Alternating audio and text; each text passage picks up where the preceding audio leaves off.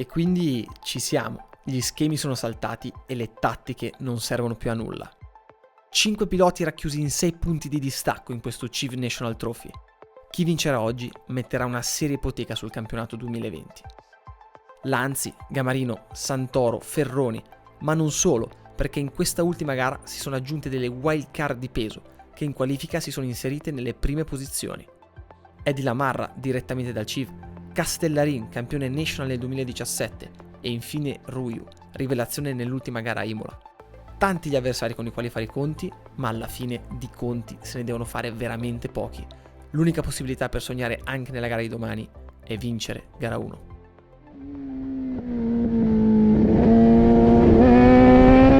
Giro di ricognizione veramente sentito quello di oggi. Giocarsi il campionato alle ultime 2 gare è sempre un'emozione pazzesca e sarei bugiardo se dicessi che non sto sentendo la pressione, soprattutto perché ovunque ti giri hai avversari del campionato intorno a te e veramente poche volte è successo di doversi confrontare con 5 o più piloti in lizza per il campionato. Come dicevo prima, è inutile stare lì a pensare, a immaginare come potrebbe essere, bisogna viverla. Quindi adesso giù la visiera e andiamo a prenderci questa vittoria, l'unico risultato possibile.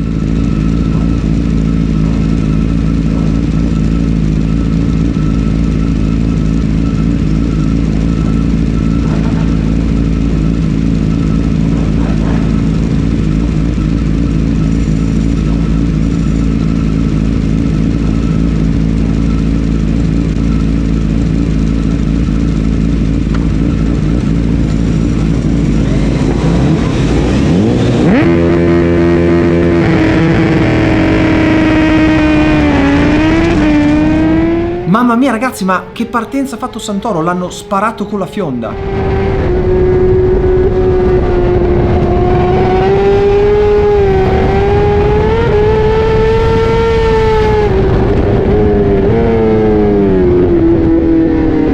Adesso ho davanti la Marra e di sicuro l'unica cosa che non posso permettermi di fare è perdere tempo.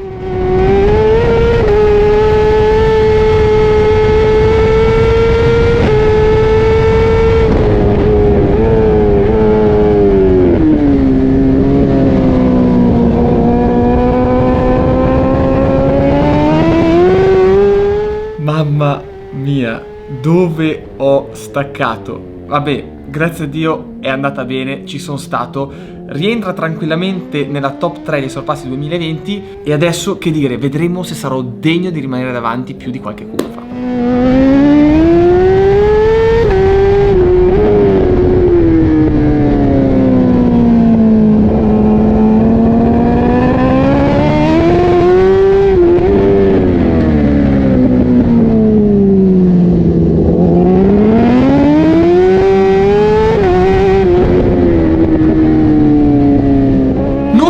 Lanzi è a terra, Lanzi è a terra, uno dei principali contendenti al titolo, partiva anche dalla pole position. Questo campionato riserva dei colpi di scena ogni curva, è incredibile. Adesso rimaniamo solo io e Santoro lì davanti, è l'occasione per prendere e andarcene via.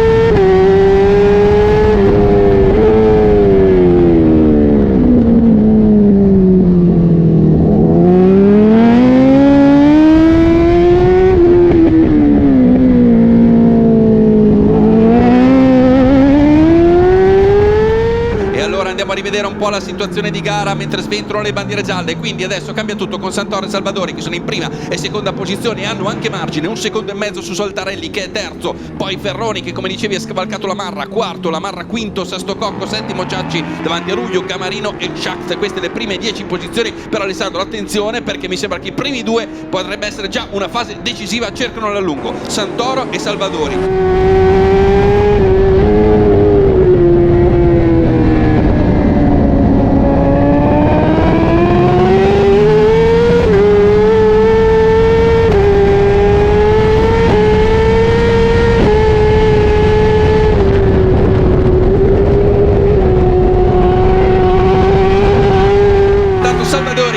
Giro veloce 1.38 309 con la sua BMW. Berglas Racing Italia va a portarsi ancora più vicino all'avversario, 44 millesimi appena sulla linea del traguardo.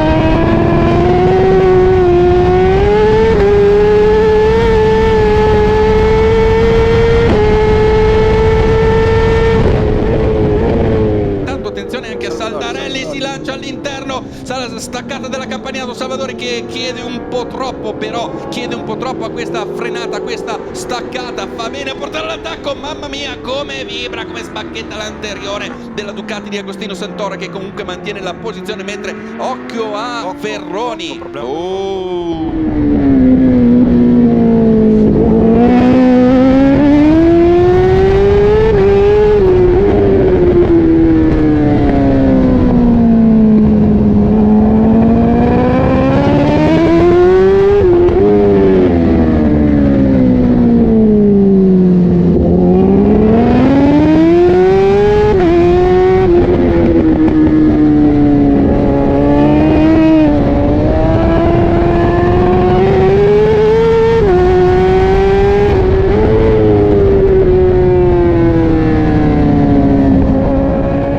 Che nervoso, questo Ducati da passare è difficilissimo, ha un freno motore in staccata che lo fa fermare in una maniera incredibile. Giusto poche curve fa ho provato a infilarmi, ma non è il mio punto forte, quindi sono andato largo e mi ha ripassato. Dalla mia parte c'è che il BMW ha una percorrenza fenomenale, come vedete riesco a fare degli inserimenti veramente rapidissimi e mi avvicino molto. Però non riesco a sfruttare questa mia dote perché in quei punti il Ducati si ferma tantissimo e devo di conseguenza rallentare anch'io. Però secondo me una cosa positiva c'è. Questo Ducati con il freno motore che si ritrova e con le temperature molto basse che ci sono farà fatica ad arrivare a fine gara con la gomma a posto, quindi aspetterò un calo per essere nettamente più veloce e a quel punto affonderò il colpo.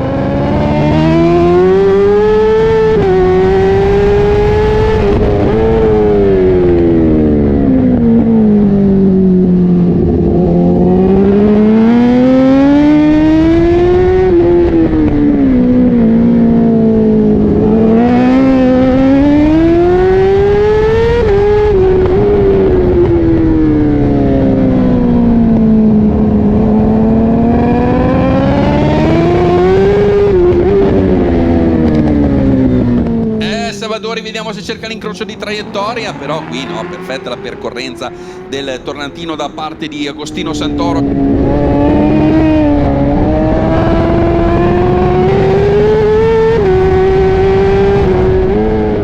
Questo è il momento, ho visto che Santoro è molto in difficoltà con la parte destra della gomma, è molto consumata e nei curvoni in accelerazione di percorrenza come ad esempio la Roma o il curvone veloce fa veramente fatica. È la mia occasione per avvicinarmi il più possibile e preparare l'attacco ai cimini.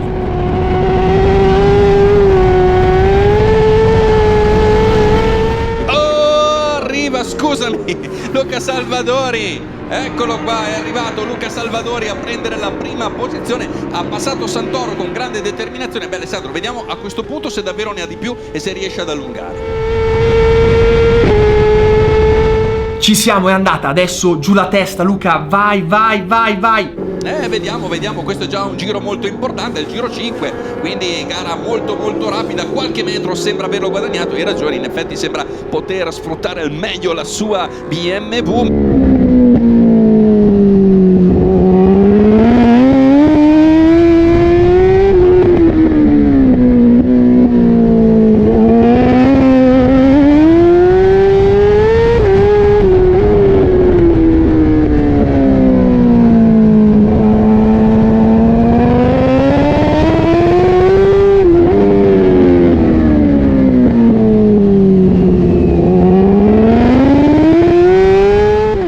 Ragazzi, voi non capite l'ansia che mette il tornantino, perché si è dentro una conca, quindi anche se l'avversario non è vicinissimo ma è a 5 decimi, 6 decimi, un secondo, sembra di averlo sul collo, perché appunto rimbomba tutto, e soprattutto col sound cupo del motorone V2 Ducati sembra che arrivi da ogni angolo, quindi non si sa mai se devi fare la traiettoria stretta per proteggere o devi stare largo per poter fare più percorrenza possibile. Comunque un'ansia.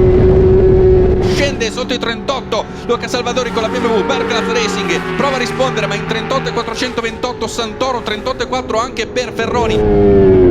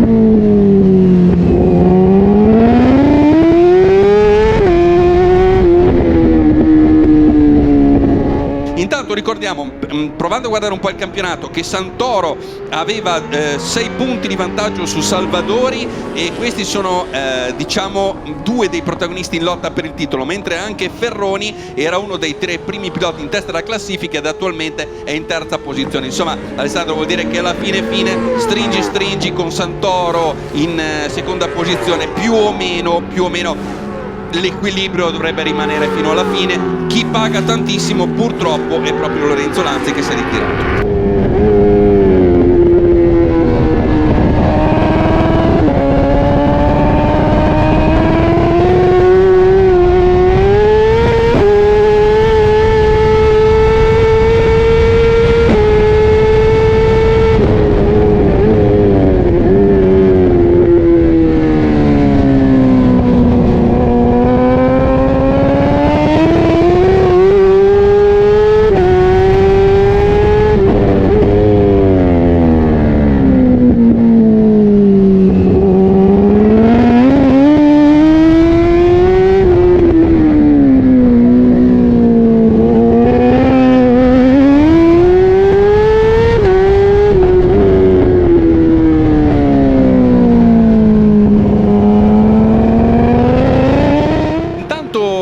Non è chiusa assolutamente, perché il ritmo davanti è molto buono, 37 alto, 38 basso per Salvadori e per Santoro, ma Santoro si è rifatto decisamente sotto, è lì pronto a giocarsela, mi sembra che abbia le carte in regola per farlo. Certo, il distacco un pochino c'è, bisogna vedere probabilmente come si modifica, come si modula questo distacco nel corso del giro e nei vari tratti della pista.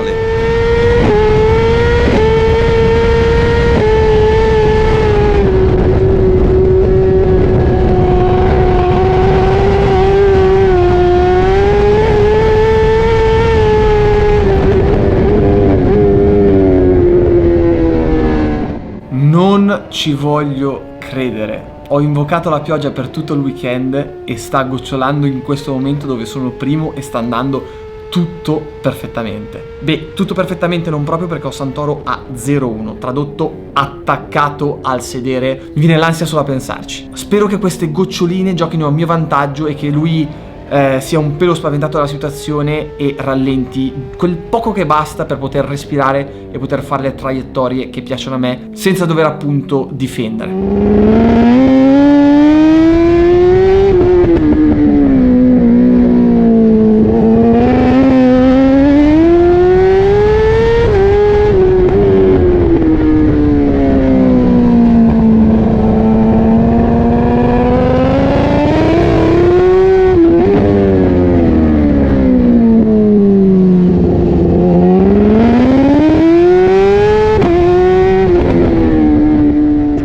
adesso un po' più di margine, vediamo il crono, sarà importantissimo, inizierà il penultimo giro qui l'autodromo Piero Truffi di Vallelunga con uno scatenato Luca Salvadori da BMW del Berglas Racing. Qui prova Luca a fare la differenza, a dare ancora uno strappone in classifica.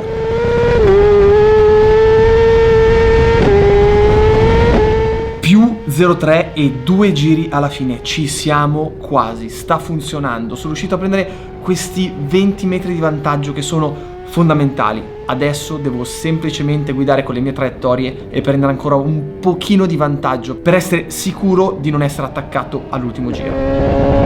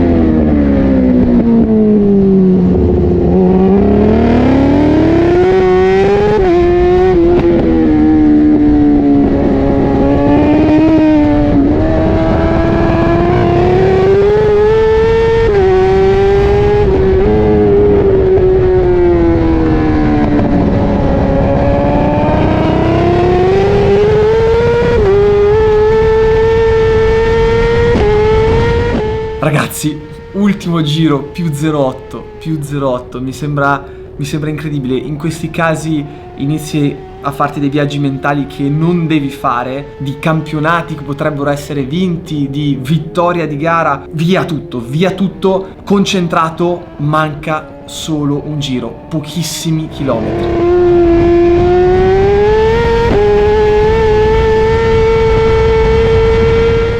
Ritorniamo però sul duo di testa, Salvadori e Santoro allungato, ci sono circa 8 decimi tra questi due piloti. Luca Salvadori è al comando con la BMW del Berglas Racing. Luca Salvadori che dobbiamo dire ha ottenuto una vittoria in quel di Misano quest'anno in gara 1, poi un secondo posto nella prima delle due gare di Imola disputate non molto tempo fa nel mese di settembre. Adesso arrivano nella parte finale del tracciato di Vallelunga. Attenzione perché c'è segnalazione da parte di Marshall, ancora qualche leggera goccia di pioggia evidentemente sul tracciato di Vallelunga, insomma speriamo nulla che possa dare fastidio. Siamo al tornantino con Luca Salvadori che ha margine per impostare una traiettoria difensiva relativamente tranquilla, perché Santoro è troppo distante per poter tentare qualsiasi manovra di disturbo nei confronti di Luca Salvadori.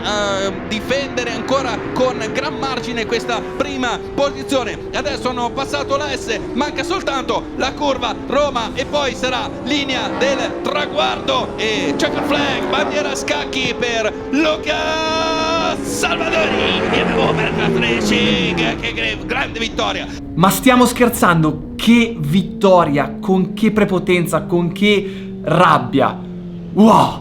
Sono troppo felice, perché a parte il campionato volevo dimostrare di poter vincere sull'asciutto in una gara del genere e senza appunto aiuti esterni come è stato a Misano, che ve lo ricordate è stata una vittoria un po' rocambolesca. Oggi ho vinto, punto. E soprattutto siamo a meno un punto dalla vetta, un punto. A inizio campionato chi l'avrebbe mai detto? Con 1-0 e un altro problema tecnico. Incredibile. Siamo qui a giocarci il campionato a 2 e ce lo giocheremo domani con Agostino Santoro.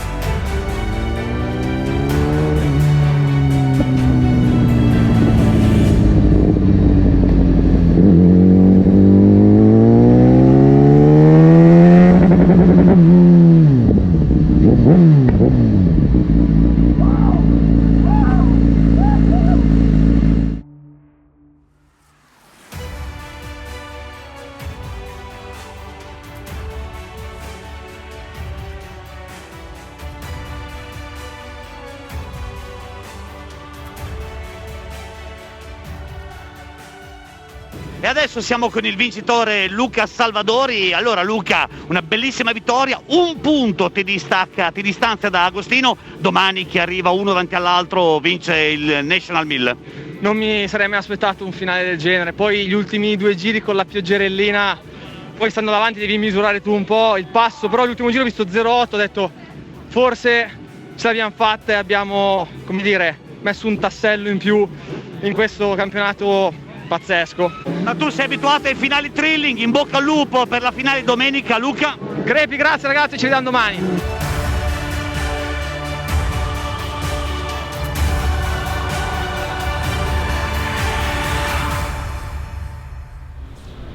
Cosa abbiamo fatto, ragazzi?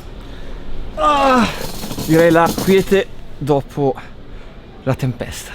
Non ho bene le parole. È stata una gara pazzesca.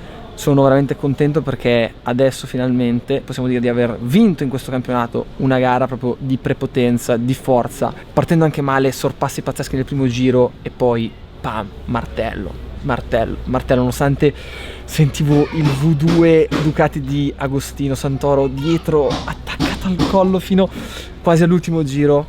Veramente bellissimo, non so veramente che cosa dire. Purtroppo è una vittoria che non si riesce neanche a godere fino in fondo perché siamo solo alla metà dell'opera e domani ci sarà lo scontro finale. Non si dovranno fare calcoli come non li ho fatti oggi. Bisognerà semplicemente arrivare davanti uno all'altro. Domani obiettivo partire un pochino meglio, cercare di imporre il passo che abbiamo fatto oggi e poi incrociamo le dita. Come al solito, se vi è piaciuto il video mi raccomando ricordate di iscrivervi, supportate il canale, mi farebbe grande piacere. Gas e ci vediamo allo scontro finale di domani. Tra pochissimo vi faccio uscire il video.